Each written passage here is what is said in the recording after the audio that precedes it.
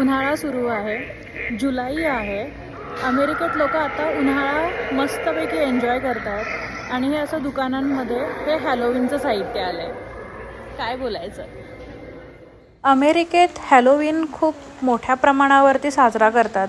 जसं आपलं श्राद्धाचा महिना असतो तसा हा त्यांचा श्राद्धाचा महिना, आणि त्यासाठी डेकोरेशनसाठी ह्या अशा कलाकृती वापरतात. महागड्या असतात आणि ह्या इतक्या भयानक वाटतात ना, मला तरी स्वतःला नाही आवडत. असं मी घाबरून जाईन.